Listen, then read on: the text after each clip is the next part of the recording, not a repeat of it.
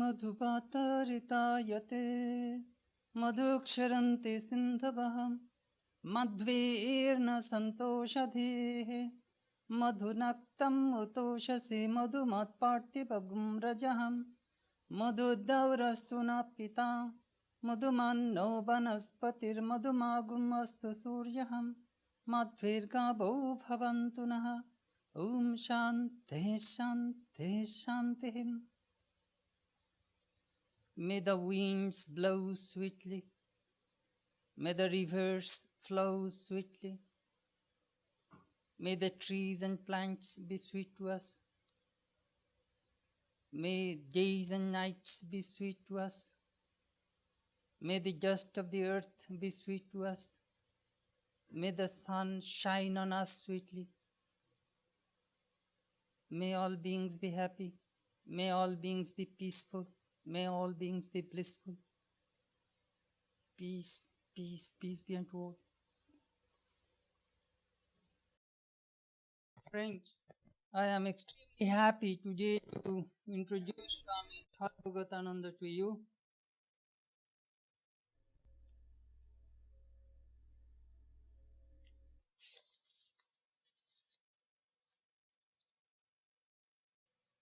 Dear Swami and friends, it's really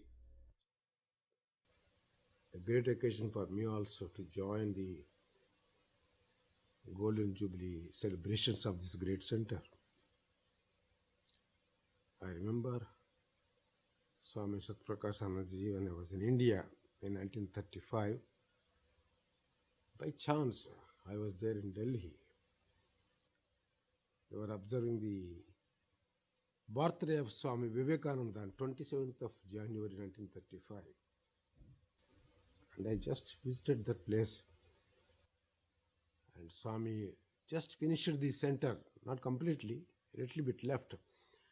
You are not allowed to enter into the premises according to the rules of the New Delhi Corporation. Therefore, he was staying outside, but they observed the birthday in the center.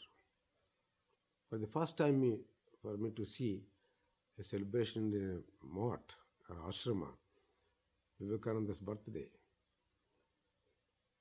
Well, I used to visit Delhi quite often. I had a good fortune of meeting Swami and talk to him. Well, suddenly I came to know that he was to come to this country in 1936, and that too to Providence. Later on, I came in 54. Many of our friends tell me in Providence how nice the Swami was. Mr. and Mrs. Pulni asked me to convey to all of you their gratitude and their greetings to all of you, because they know him very well. And Swami came here and started in 1938. It's a great opportunity for us to observe this Golden Jubilee. And Swami, I thank him for inviting me to come and speak here. Well, Swami Vivekananda's contribution, when you study very carefully, it has two dimensions. One, from the point of our own country, India. As I evaluate it, I discovered that his contribution there is a little bit different. It is from the point of national and social consciousness. He has contributed to the whole subcontinent of India. But when it comes to his contribution here, it is not only special, it is unique, I call it. Why? Here, it's quite different what is talked in India. Here, mostly through America, through the whole world, he presented a kind of what's called universal religion and spiritual philosophy. For the first time, A religion was presented as science, not as a creed or a dogma or a sect. That is, I call it a unique and special contribution of Vivekananda to America and through America to the whole world. First, before he came here, he was not aware where he was going, what he was going to do. The boys that sent him here were also not aware. They thought he was a good man, fit person to represent Hinduism. They sent him here. Well, he took the ticket and got into the boat and arrived here. That is not enough. When he came to Chicago, he discovered he was just like any other person coming and crossing the ocean. He has no credentials, and he was not representing any particular group. A stray individual. He was a little bit disappointed, almost wanted to go back to India. And that too, when he was in Chicago, he could not match his purse with the charges there. Somebody suggested to him to go to Boston and stay there. Just Boston, they got this small fishing village. Therefore, he could manage in an expensive way. Well, he came to Boston. That also God's grace. He met a lady who took him as a curio from India, and then showing to everybody the big turban, a nice gentleman. By chance, she took him to Professor John Henry Wright, and Swami had a long talk with him about the purpose of his coming, his helplessness, lack of credentials. John Wright said, Swami, asking you for credentials, it's just like asking sun his right to shine on this planet. You don't need any credentials. He wrote a nice letter to the committee there, who are in charge of the delegates. Here is a man who is more learned than all the learned professors put together, he said.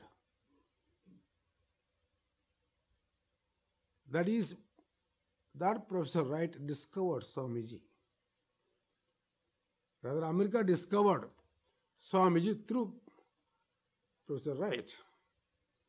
That is not enough. Swami also had to discover America. It's a two-way traffic. And that too, very quickly. Swami observed the American situation, American trend, particular Americans. Long before he went to speak in Chicago, he spoke some places in Boston area, in a church also, Anscombe Church, and small groups. Very quickly, he felt the pulse. He came to Chicago. As usual, he was a little bit not prepared to face that big crowd of not the audience, the speakers from all parts of the world, representing all religions. And the way they presented their creeds or dogmas, he heard them all. Even though he was asked to speak, now and then he refused. Some people thought he was not going to speak at all. Well, he waited for an opportunity. When he heard them all, he got up to speak. Well, anybody who comes from any part of the world trying to represent his or her religion, let him come out and say all these things. No. He did not start like that. He wanted to open the minds, both of the audience and the leaders of religions that came. Before he wanted to say something about his own idea or concept of religion, what they wanted is opening of their hearts and minds. He gave a very simple story. When I first read this story nearly 60 years back, I was thrilled. The story is nothing but a little frog in a little well. The sum and substance of the story is, we are all here addressing these leaders of the religions in our own little wells as little frogs, and we think the world is just our well. That was a big shock to many of them. Eye-opener. And then he started speaking about next time his own theme of his religion. Well, even though he started with a nice background of Hinduism, he did not start Hinduism as one of the religions. That was another shock to many of them. He stood up and said, Hinduism is the mother of all religions. Just imagine to stand up and say that he represents a religion which is mother of all religions. I remember once I was giving a talk and I quoted this to an interfaith conference. A Catholic father stood up and said, Swami, we don't accept it. I knew it long back, I told him. Because a child may deny the mother, but a mother never denies the child. There is a saying in Sanskrit, Kuputro va jayet, kvachitapi kumata na bhavati. There may be a spoiled child, but not a spoiled mother. You may deny me, but I don't deny you. I accept you, I told him. That's what we were taught by Sri Ramakrishna and Vivekananda, Holy Mother. It's too much for many people to swallow it, but he proved it. That Hinduism, that Vedanta, which he represented, was not a religion. It is the religion. Because it does not isolate itself or herself from the rest of the religions of the world.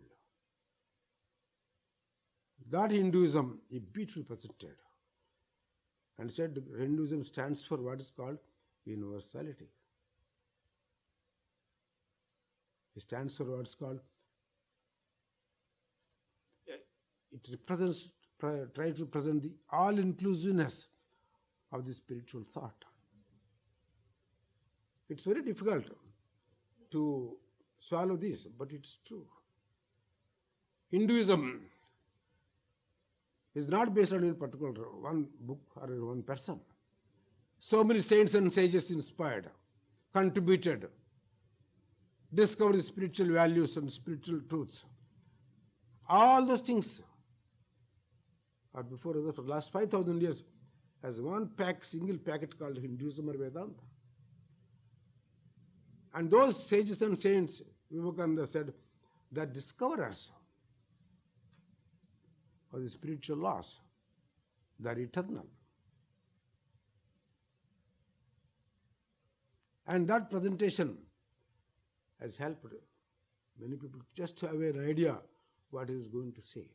I just read a passage from his observation from the point of, this what's called harmony and unity of religions. Because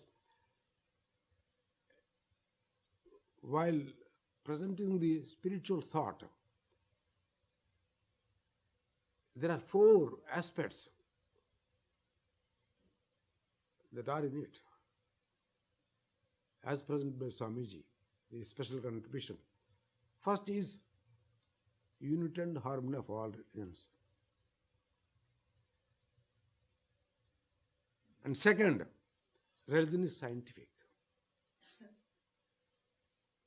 And the third, man or woman is not a sinner. They're all divine. The divine spark is in every soul. And the fourth is the discipline that helps us to realize the divine spark, to become aware of the divine spark. They are the four contributions. They're all impersonal and universal. You can learn from any saint, any sage, from any scripture. But someone's substance is spiritual philosophy, which is very practical. And this, he understood the need because he studied the entire American situation. What is America today? He said then, even today also the same. Actually, we are not Americans, I tell you, honestly speaking. We may get the citizenship. Real Americans are there in the those what's called reservations, isolated from the rest of the world, just like a museum. They're kept there. We take them now and then, people, to show them. They are real Americans. We're all foreigners. We have come at different times, and we are real here. And we claim ourselves as Americans. We made a constitution and we follow it. True Americans are there. That means we are all here from all parts of the world. We brought here our own cultures, our civilization, our religions, our skills. Put together all these things is at America. That is world in one place actually. You've got all religions here. I remember 2 years back we had a conference of what's called world religions. Not a big conference. It's what's called representatives as professors were invited. Believe me, there are 29 different major religions, all from outside, from Europe, from Asia, from Africa, Far East. What I mean to say is, all religions are here, all cultures are here. In that situation, what you were supposed to do? Whereas in Parliament, everybody tried to beat his own drum. That doesn't work. A new setup here, American setup. And he understood thoroughly well what America was at that time. That's what I call Vivekananda discovered America. That's most important, because before many people come, you see, the habit is people who come, prepared lectures and read and get out. Just like United Nations, you see the conferences, Russians and others come, taught by their leaders, prepare a speech and all read it, the deaf to other things and get out. Vivekananda was not a man to prepare a speech like that and then present it to the world here in a different situation. Therefore, he had to discover America first, thoroughly well. And how he discovered and what he said about it, I want to just share with you that. Because here, man's grasp of the whole situation. As Buddha said, Sammaditi, the total view in its entirety is what necessary. Whenever we do anything, take a total view, not just a narrow view of it and present it or view it and get out. That total view, Vivekananda took it within a short period. Here he says, my mission in America was not to the Parliament of religions. That was only something by the way. It was only an opening, an opportunity. And for that, we are very thankful to the members of the Parliament. But really, our thanks are due to the great people of the United States, the American nation, the warm-hearted, hospitable, great nation of America, where more than anywhere else the feeling of brotherhood has been developed. Their kindness to me is past all narration. It would take me years to tell you how I have been treated by them most kindly and most wonderfully. He experienced himself in a helpless situation wherever he went. The American civilization is, in my opinion, a very great one. I find the American mind peculiarly susceptible to new ideas. Nothing is rejected because it is new. It is examined on its own merits and stands or falls by these alone. You may be astonished to hear that as practical Vedantists, the Americans are better than we are. Very practical. In America, 1/3 of the people are Christians and the rest have no religion. That is, they do not belong to any of the sects. But amongst them are to be found the most spiritual persons.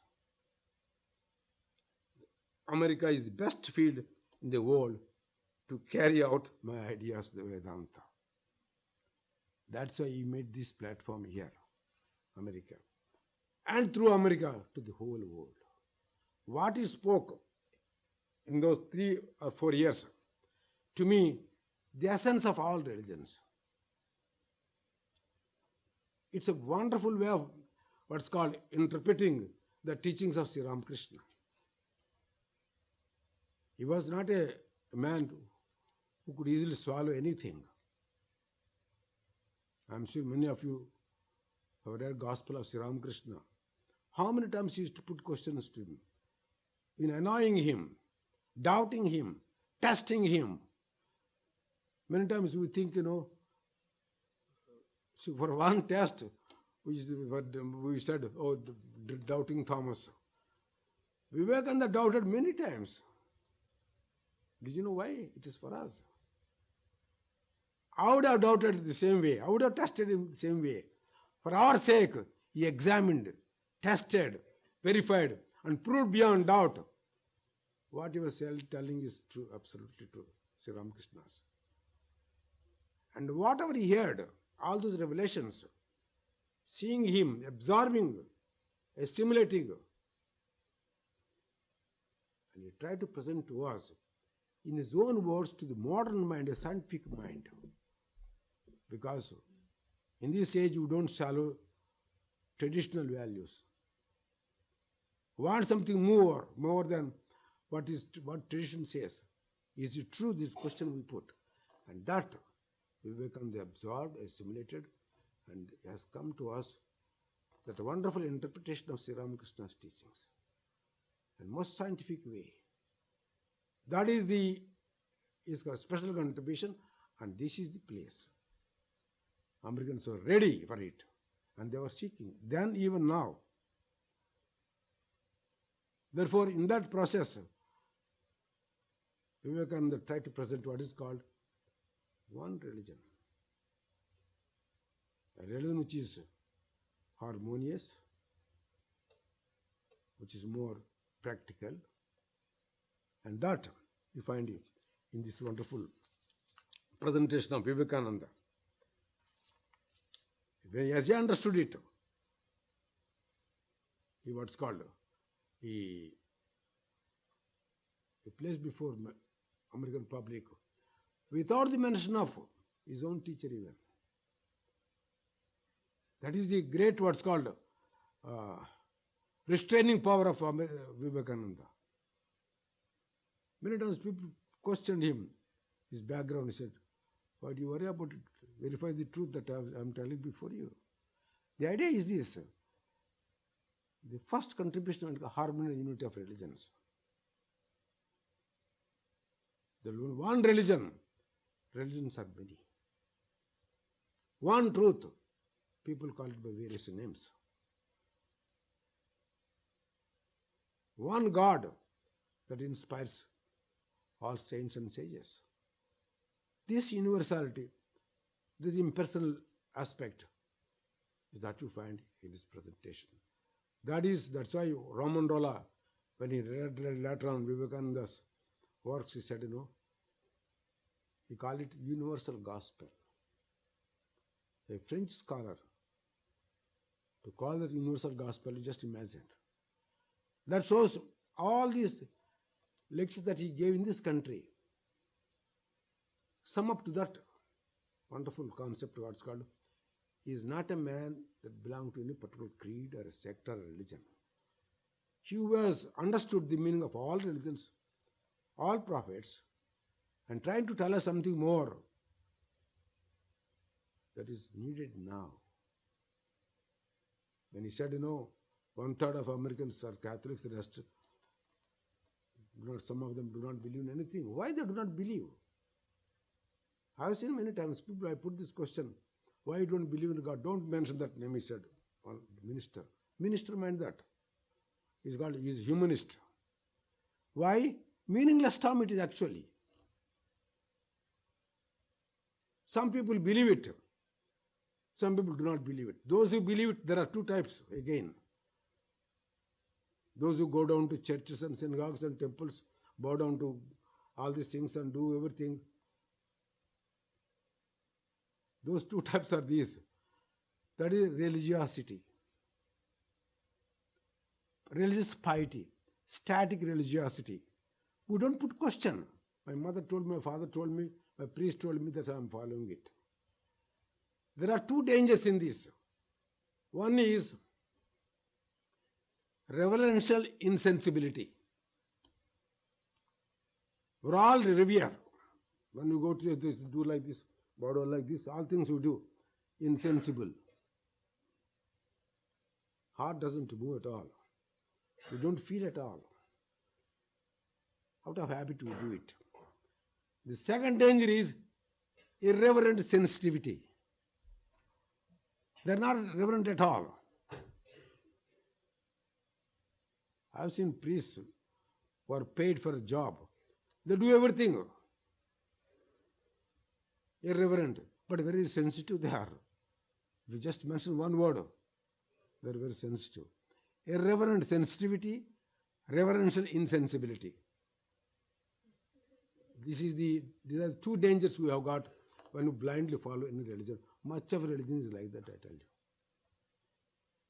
I gave once a question to the students in MIT. Please write to me, write 5 lines on God. Not what I say, but what the scriptures say. What you all feel. Don't quote me, don't quote any scripture. What you sincerely feel. 5 lines, 5 sentences, that's all. Believe me, about 28 to 29 papers, only 2 persons mentioned the word God. None of them didn't mention at all. And they were taught New Testament, Old Testament, Gita. In Islam we didn't teach them there. But why? They're honest people. Scientists in MIT. And one fellow who mentioned about God, I don't understand it, he wrote. There's nothing common in them. What they sincerely felt. Much of the religion is like that. They were all honest people. I praised them. Even though they're quite different in their own way. Religion is just like that. It has become a kind of habit to us. Vivekananda wants to just break it, the whole thing. He wants to bring new meaning into that word, religion. And the word God also. Therefore, here he has brought everything together in one place. That's universality of the truth. Impersonal, universal, and spiritual, and deeply practical. That was his first contribution. And second contribution is that religion is scientific. There is another great shock to many people in this country or elsewhere also. Religion is based on faith. You have to just accept what the professor said, don't question. Vivekananda said no. No prophet, no saint forces me to accept it simply because he said it. Buddha once said, simply because a big book tells you, don't swallow it. A great person tells you, don't swallow it. Think for yourself. That is exactly Vivekananda repeated. Religion is science, scientific. It is more scientific than science. Why? Science has no finality. No scientist tells us this is the end of it. But in religion, the mandate is from within. You experience it. You know it. You feel it. That experience is universal, impersonal. Nothing to do with personalities and time and place. Therefore, here, religion is more scientific than science. And that is another thing also. Religion, what is religion? The science of the spirit, the science of the soul, the science of the being, the science of God, the science of consciousness, the science of life. It's actual science it is. It can be verified, demonstrated, it can be experienced. That he presented nicely. Religion is a science. Anybody, he said, if a man stands up and says, I and my Father are one, by following his commandments, we can all experience it. What Jesus Christ said, as I followed my Father's commandments, you follow mine. Sri Ramakrishna told the same thing. Whatever I have done, I have told you. Now, do it. That is one great thing I tell you, which is a challenging point. Every one of us candidates for that.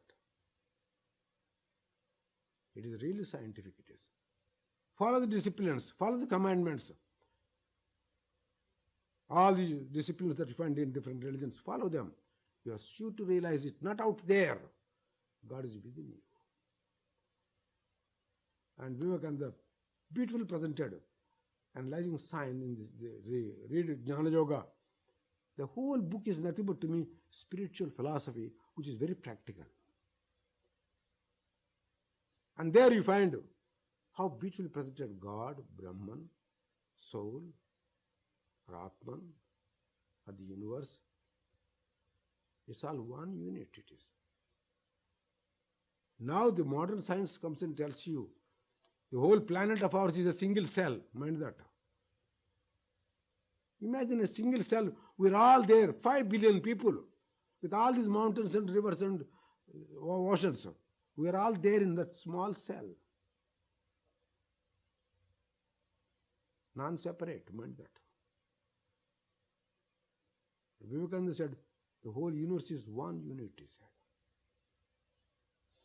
In that we are all existing. But you raise walls between people and people. That is why scientists, when they read Vivekananda's works, they're thrilled. A man is trying to explain to us in our own language. And read very well in his complete works, particularly what he spoke in this country. Religion is science. Just like any other science, you can verify it, demonstrate it, experience it, and you can feel from within yourself that it is true. What Buddha said, what Jesus said, what Muhammad declared, the spirit of Allah is in every soul, that it is there. Vivekananda quoting all these things, beautifully presented. That scientific attitude is what we need. America is the right place. I remember 25 years back, I think, Werner von Braun, that outer space specialist, wrote a beautiful article on energy and consciousness. There he wrote, there are not two things, he said, they are all one. Energy and consciousness interwoven. God and world, spirit and matter, they are interwoven. You can't separate it. That's exactly what Ramakrishna said. Some people say in Hinduism, the world is Maya, illusion. Ramakrishna said, no, it's not illusion, it's a reality. I saw God alone in this whole world, he said.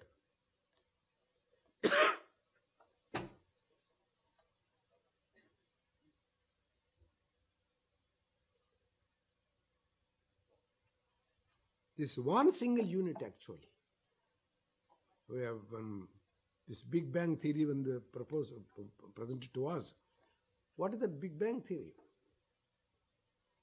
Something which was there which we do not know, unnoticed, unknown, unmanifested, came to manifestation. Either it is spark or a bubble. In that spark and bubble, mind that we were all there. The whole universe is there. Gradually expanded. Billions of years. We were there. In our essential form. And why do you separate it? Vivekananda said, no, it's all one unit. Now a new theory has come, whether not yet accepted, Gaya theory. They say this all not unrelated. The whole planet of ours is with this entire environment, energy and consciousness. We're all interrelated, interconnected, interdependent. And that exactly what Vivekananda repeated 90 years back. You cannot move anything in this world without affecting the whole universe. And that is true. It is proven beyond doubt. Therefore, it is all science, he said. Don't separate it. God and what's called this world, or matter and spirit, they are not two different things. And second, third, if such be the case, every individual is divine. And that word, sinner, you used to hear quite often here. You are not all sinners, I tell you. Absolutely not. You are all divine means the divine spark is in all of us, in every soul. Only we don't know it. Hidden. We have to discover it. Religion is nothing but, according to Vivekananda, is a manifestation of the divinity already existing in every human being.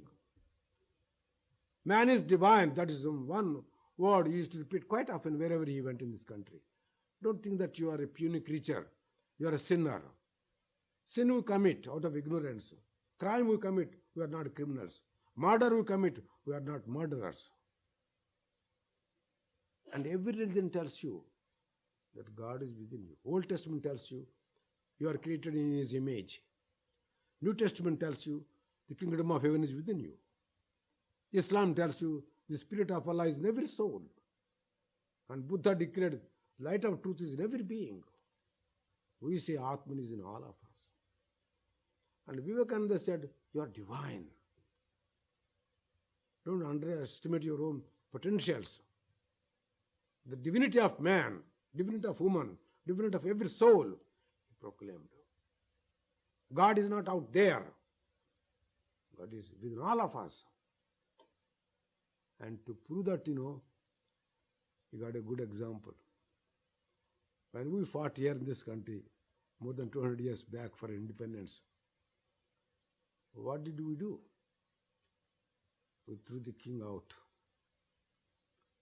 No more we want a king. Now, what happened to the king? The king is there in all of you. Potentially every American citizen is a president.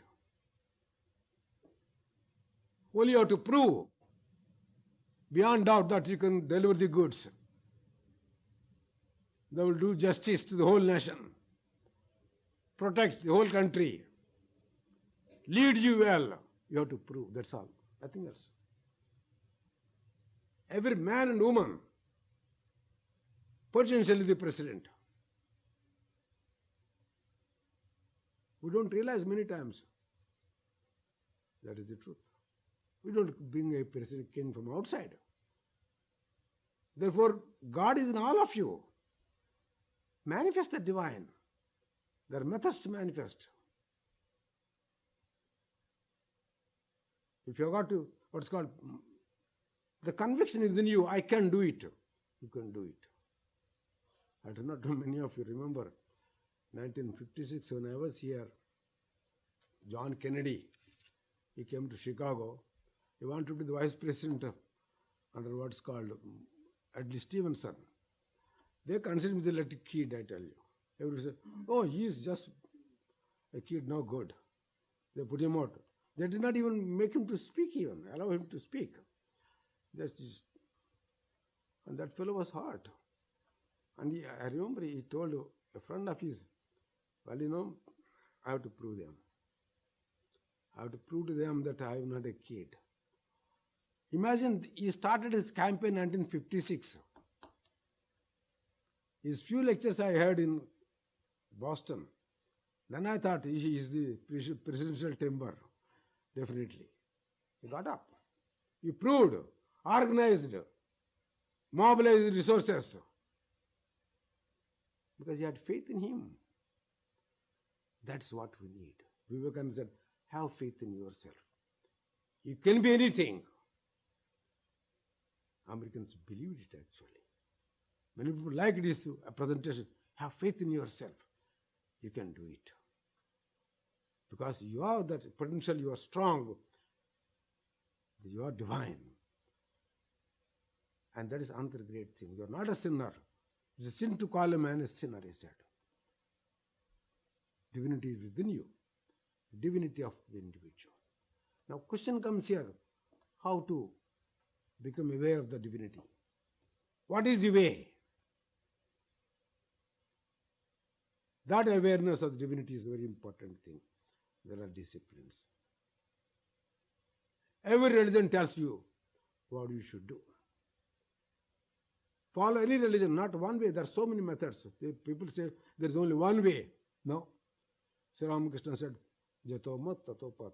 As many faiths, so many paths. Vivekananda said, innumerable are the ways, he said. You have to discover it, follow it, and prove it beyond doubt. That is, the disciplines also are very important. Now, many places in all religions, the unfortunate fact here is the disciplines are connected with a person. Belief in a person. Vivekananda said no. Belief in the principles, not the personalities. Why you hold to persons? As scientists, what do we do? Newton said certain things, other scientists certain things. Einstein has said many things. Now, are we holding to the personalities or principles? Those principles are more important than personalities. Respect the personalities. It doesn't matter. But don't hold on to them. Suppose we keep picture of Einstein day and night. Oh, Einstein, oh, Einstein. I will never get nothing. I will not get anything out of it. I have to follow what he has said. And then I can prove something. So also in religion, I tell you honestly, this is a new thing. Vivekananda just placed it before the American population. Follow the principles. You will realize it. Personality is respect, that's all right. You remember in the Old and New Testament, once he remarked, oh Lord, I don't know you. Simply saying, oh Lord, it doesn't mean he knows you. You have not done anything to prove. And Sri Krishna tells in the Vishnu Purana, I think, people call me day and night, oh Krishna, oh Krishna, oh Krishna. They have never done anything what I have said. They are my enemies, not my friends, he said. Just a minute. Krishna Krishneti Vadina Teharir Dveshano Mudaha Dharmartham Janmayadyare. Where the divine power comes to help humanity, they don't do it. Simply repeat the name, that doesn't help. Vivekananda said the same thing. Follow the principles. Then you will gain something. And those principles also, he made it what's called a spiritual practice of the 4 yogas. When you read 4 yogas, you feel very happy to find he stressed more on principles. those four yogas, very scientific mind that. There also, those four yogas based upon our individual human faculties. We all have what's called the reasoning faculty, the devotional, emotional, the psychical, the practical. Thinking, feeling, willing, restraining, all these four factors in us. You perfect any factor, you have to realize the truth. Jnana Yoga represents, according to him, the rational, the intellectual, the philosophical. It's a kind of ladder. If you follow those disciplines, you are sure to realize the truth. So also devotional. It expresses the feeling from inside. You connect your higher ground with your love, devotion, your feeling, expansion of heart. If you perfect it, you touch the ground. So also the psychical, from the point of mind, consciousness. If you purify consciousness, then you reach in samadhi state, the higher ground. In the practical side is also the detached, dedicated action. That also leads to the what's called ultimate selflessness, egolessness state, where you realize your own freedom. All these things he presented in a scientific way. It is really unique how a man could do without touching the personalities. The moment you touch a personality, it becomes dogma, a creed, a sect. And that is the curse of the modern age. Our religions are hanging on to personalities, not to principles. See what is going on in the Middle East. Are they based on principles? Moral, spiritual values? No personalities. Wherever you find this trouble, see, ignorant religious people are more fanatical and more dangerous, I tell you. More violent. In the name of God, in the name of religion. That Vivekananda saw that how to cure this. Actually, he is a prophet not for of this age. I think ages to come. This is a one thing, I still feel we have not started presenting this ideal to American public or any public. We are in the process now. We are trying to find out how to place it before people. Because people are very attached to personalities. Very difficult, very difficult. Therefore, these four yogas, in an impersonal way, in a spiritual way, he presented it, so that anybody can follow it. If you are sincere and honest, read them properly. Not only they are the leaders, you may combine one or two even, three or four. The combination is natural, actually. Thinking, feeling, willing, restraining, they're all natural. That's why I say, those who follow these four yogas, the four-wheel drive, it doesn't stop anywhere. Because there's that power, four yogas. That's why now he has designed a beautiful, what's called emblem, swan serpent emblem. You must have seen it. All combination, four yogas in one. If you cannot say one or two combine, he said, but if you combine four, heart expansion, intellect is clear, consciousness is pure, detachment is perfect. Do all these things and follow the life. You need not go anywhere. Wherever you are, whatever profession you are doing, please hold on to that. You do not get away. Be a lawyer, be a doctor, be a professor, be a businessman, but develop these things. You will get that illumination. It's a great challenge. Swamiji, he has nothing he said there which is just to praise people or to praise the situation. No. Actual fact of experience. Therefore, Vivekananda's contribution, when I study thoroughly his complete verse, what happened here in this country, it comes to my mind like this. Religion is scientific. There is only one religion, universal religion, and you're all divine. And to realize the divinity, you have to follow some techniques. And finally, in one of his sessions, he said, about this concept of this universal religion. I shall read that line. You will like it. Because, in his words, it's more well said than my explaining to you. I would like to share with you this because his universal religion, it is for all of us, for the whole world. It should deluge the whole world with this idea, I tell you. It takes time. It started rolling. People are not yet ready because still our old tendencies are there. We are following our old pattern, beliefs and faiths and convictions. That you have to shake it off. Have respect to all these prophets. Have reverence for them. But don't close your eyes. Because he said once, I bow down to the prophets of the past, prophets of the present, and prophets yet to come. Have you ever heard these things from any prophet, any priest or any saint? Just imagine. Prophets yet to come. Science is not closed book. We respect all the scientists of the past, scientists of the present, and scientists yet to come. And that was his concept of universal religion. I'll just read this.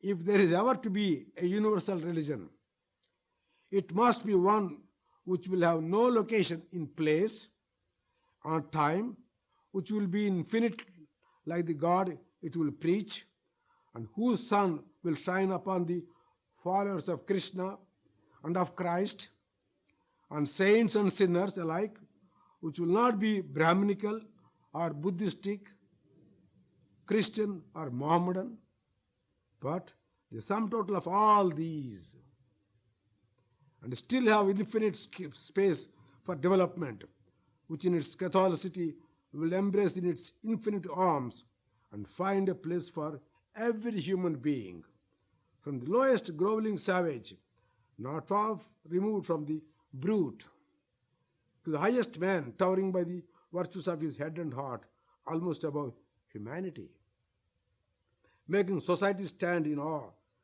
and of him and doubt his human nature.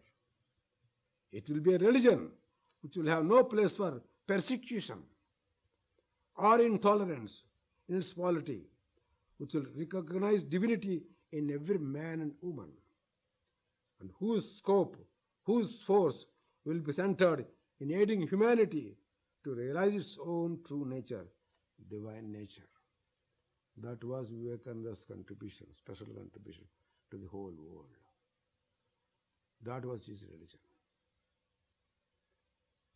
And that he was speaking from his own illumination point of view. Experienced sight, a brilliant mind, came to Sri Ramakrishna, and Ramakrishna understood him. From the very beginning, Sri Ramakrishna used to say, "He is a real fellow, real man," he said. And people thought, he was praising him because he liked him very much. No, he proved beyond doubt that he was a chosen man. And he made him the leader. Sri Ramakrishna made him the leader of all the whole group. Say, you lead them. You all follow them. Follow him. This impersonal universal religion, even to us in India, it is new. Even some of our own monks doubted its validity. I remember somebody complained to Holy Mother, "Mother, this boy comes from West and preaching all these things to us. We never had these things from Sri Ramakrishna. What is all about?" And Mother said firmly, "If anybody has understood Sri Ramakrishna, Naren has understood that. Follow him. literally.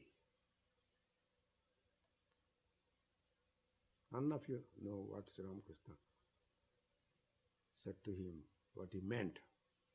He is the only man. That's why now only two persons knew him well, Sri Ramakrishna and Holy Mother. He was not understood by many. It's very difficult. Such broad, such what is called, universal heart. It's very difficult to swallow it in the field of religion. And that Vivekananda came here. In the right place, he put that ideal. Now, that ideal must penetrate and pierce the hearts of our friends here, enter into their very bosom, and then flower it up. Yeah, it takes time. It's not easy because we are still holding on to our old traditional values. They are good. There are nothing wrong with them. But we move to go on, march on. Traditions leaving behind with respect, reverence.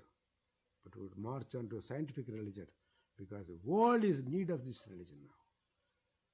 Because religion is the problem nowadays is religion, actually. See the world situation. Wherever there is a conflict and troubles, wars, religious people are excited. They come up because fanaticism. If they understood Vivekananda's religion, they will never go for it. This religion must be taught in every school, every college, in every nation. And then you will find a change. It will come. It is bound to come. Because this is the only answer. As Toynbee said, this long back. If you have to survive in this age, this is the only answer. I just mentioned about Toynbee's remark. This Catholic-minded Indian religious spirit is a way of salvation for human beings of all religions in an age in which we have learned to live as a single family if we are not to destroy ourselves. Yes, this century began with the Western beginning. It will have an Eastern ending, he said. If we have to survive this nuclear age, there is only one way, Ramakrishna's unity and harmony of religions. That unity and harmony of religions has been brought to us by Swamiji, not as a dogma, not as a creed, not based on traditions, but based on scientific evaluation. May you all be inspired by this wonderful teaching of Swami Vivekananda. Gain something in this very life, here and now, and enjoy the peace and share that peace with others. That is my prayer. We are very thankful and grateful to Revered Swami Sarvagatananda ji for his inspiring and thought-provoking speech.